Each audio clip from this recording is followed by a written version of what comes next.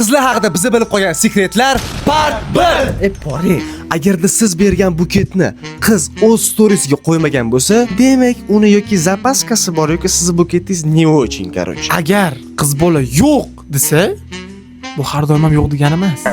Вот это поворот! Bir tarafdan ha degani. Просто sizlar buni bilmaysizlar. What?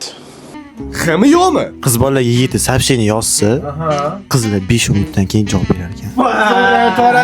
Nega unaqasilar, a? Svolochi. Qizlar sochini yuvishga erinib, cho'lkasini o'zini yuvib, tarab chiqib ketaverishar ekan. San ham shunaqa qilmaysanmi? Men oka, bosh yuvmasam sekin kepkani bostirib chiqib turaman. Qizlarga life hack. Haqiqat. Qizlar makiyaj qilishga eringan payt yoki makiyaj qilmagan payt aptekaga borar ekanda, maska olar ekanda, tipa ular kasal bo'lib qolgan. Agar qizlar menga farqi yo'q, bilganingizni qiling desa, u har doim ham menga farqi yo'q, bilganingizni qiling degani emas ekan. Nima o'zini oladi? Bittada qandoq bor shundoq gap. Nimaga sen jim tur? Sen jim tur. Agar qizingiz Instagramiga, istoriyasiga buket qo'ysa, "Kimniki bu?" deb so'raganingizda, "Akam berdilar" desa, "Akam berdilar." Bala bo'lmi? Bish turtashi. Agar mabodo bizni bilmaydigan va qolib ketganlar bo'lsa, kommentariyaga yozib yuboringlar. Biz ham bilaylik.